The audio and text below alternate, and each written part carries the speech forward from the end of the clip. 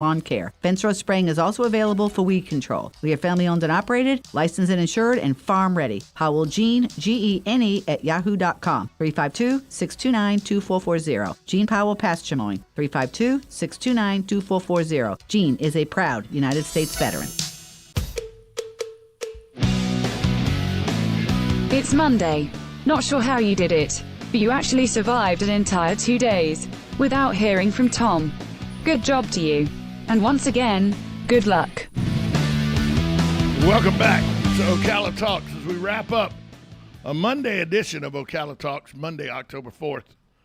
10 months already, 10th month already underway. Yeah, you just think, Tom, just 4 days before the weekend. Yeah, only 4 days to go. I have a thing I'm doing Friday after work, but you know. Ooh. Hey, good morning. You're on Ocala Talks. Good morning, guys. Happy Monday. Morning, Hugh. Happy Monday. Yeah. You know, with all this 50-year celebration with Disney here in Florida, on your not only on your radio station, but on TV and paper and everything else, I was always wondering if Walt Disney could come back to life and see what's going on down there. How do you think he would react? Would he be happy, sad, surprised? Would the cost of getting in there would have to be halfway to afford going in there? Would that bother him, do you think? No.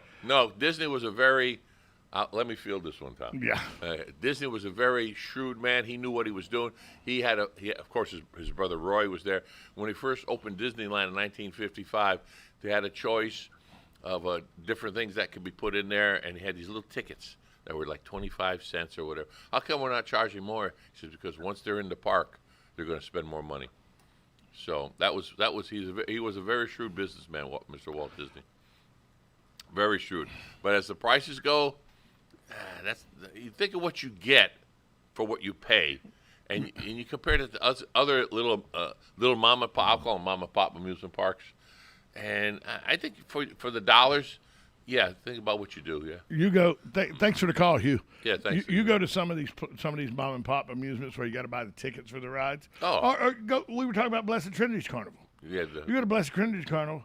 You had to buy the tickets. You buy 10 tickets for like $20, $2 a ticket or something, and then it takes 4 tickets to ride something. Yeah, well, now you've spent $8 to ride something. Yeah.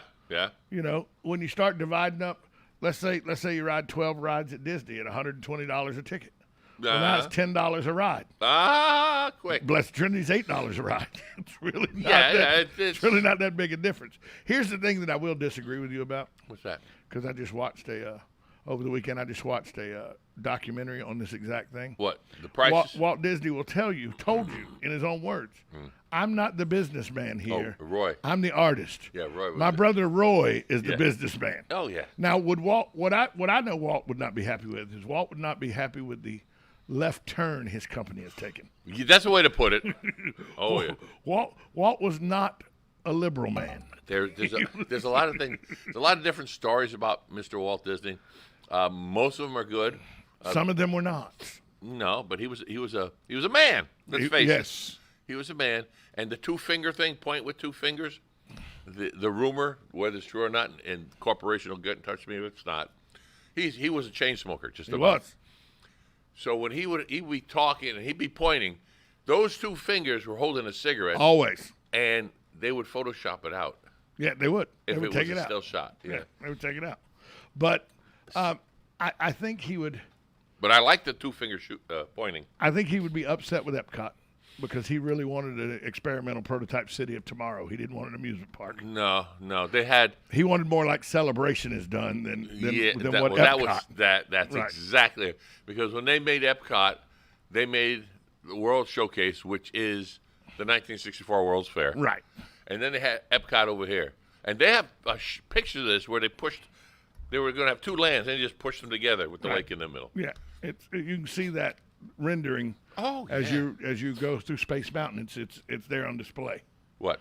Epcot, the experimental prototype city of tomorrow. Oh, the design of it was put out in Space Mountain. As you ride the Wedway, the Wedway People Mover, or for those who aren't that old, the Tomorrowland Transit Authority. Yeah. When you ride it, you can see what it was laid out. So I think he would be I think he would be disgusted by some things, and he would be happy about the joy that still children get by walking on the Main Street USA and stuff like that. He would be very happy about that. Yes. I like, point of view? Sometimes they have cameras, and they'll go in these different attractions at Disney that I would never go. I would never go see Princess, whatever her name is. But you go in there. What's the girl with the teapot? Belle. That princess. They have a little experience at Christmas. Right. Uh-huh. And the kids go in, and who does this and who does that, and the candle talks. He would be very happy with that. Oh, yes. But she actually comes in and mingles with the kids. You know what he would not be happy about? What? Excuse me. He would not be happy, and he did. He would, if he was still alive. People say he would do this. What? He would periodically at Disneyland go and ride rides just to see what Oh, they were yeah. about. Oh, yeah. And he would wake people up that would go to sleep in his rides. So he would walk around. If he saw people now at Carousel of Progress and President, the President's Hall, he'd wake people up there. Hey, wake up. Wait, what are you doing? Oh, yeah. What are you doing there, Jackrabbit, sleeping? Well, there was some rides out there was like 40-minute ride, or was it Ellen DeGeneres? Over in Epcot that were ridiculous. Hey, what? I want to talk to you about real quick the second annual Toys for Tots drive sponsored by WOCA. Well, one of the sponsors, Charlie Horse, Just Shipped, and the Punishers Motorcycle Club. Toy boxes have started going out. I didn't see one out there yet. Patrick Joint and I are meeting today. We're going to get one here. Mm-hmm. We're putting one in Pack Mail, by the way. It's going out to Pack Mail, who advertises with us. We're getting one out there. Got my bank is putting one in. There's lots of places. I've never been to my bank. That's pretty good. I know it's my bank, not your bank. Patrick, I talked to Patrick Joint on Friday. Yeah. He said over 300 boxes have been requested. Good. That's really, really good. I'm hoping here we're going to have more than one box. Hopefully it's full. We bring another box. Right, and it's going to culminate. Our drive will culminate November 7th at a big party that is a poker run that will end at Charlie Horse with WOCA. Poker run. Yeah, and then bands. It's a Sunday too, so all these bands. There's like 3 or 4 bands, all doing it pro bono. They're just giving up their Sunday to play for Toys for Tots. And what time is it going to be Sunday? You know? It starts. I don't know. I think it's like at 11 in the morning, 12 in the afternoon. Oh, good. Goes through 7. So they get to sleep in after their Saturday night gig. Yeah, that's good. Yeah. So we, and by the way, again, thanks to all the people that came out to Carrie and Mark Compo's. How was that? I couldn't make it. It was very well attended. They did a very good job raising money. And by the way, everybody that came up to me said to tell the ownership at WOCA, thank you so much for allowing their fundraiser to be broadcast over the air. They appreciate that. Yeah. Our pleasure. Because think about this. Within a week or so, Carrie got diagnosed with breast cancer, and Mark got prostate cancer. Yeah, I know.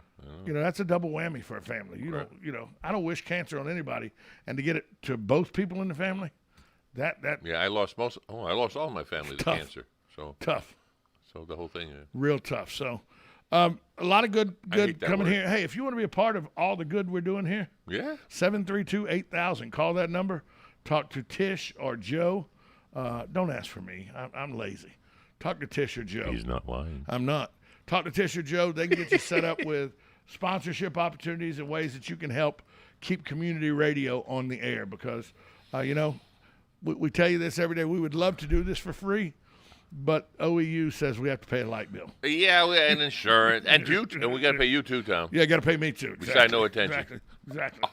I would. You do pay me no attention all the time. I try, but you're like a bull in a china shop. So real quick. Yeah. We got about 30 seconds. You ever been to the Black Hills of South Dakota? I want to go. On this day, October 4th, 1927, work began on Mount Rushmore. I knew you were going to go there. 12 years later.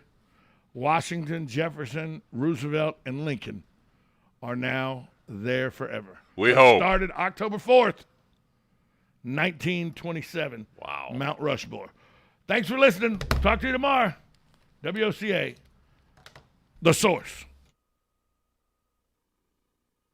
Broadcasting from the Ocala International Airport, this is WOCA AM, W242CA FM, Ocala, 1370 AM, 96.3 FM, The Source. USA Radio News with Lance Pry. A massive crude oil spill off the coast of Southern California, believed to be at least 126,000 gallons, has reached the shores of Huntington Beach, damaging local wildlife and possibly closing miles of beach for months. The origin of the leak was a line break at the rig Ellie, owned by Houston, Texas-based Amplify Energy.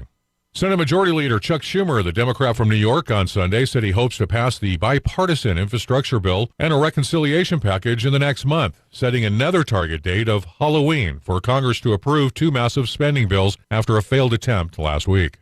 Afghanistan's capital could be plunged into darkness as winter sets in because the country's new Taliban rulers have not paid Central Asian electricity suppliers or resumed collecting money from consumers. Most of Afghanistan's electricity is imported from neighboring countries. This is USA Radio News.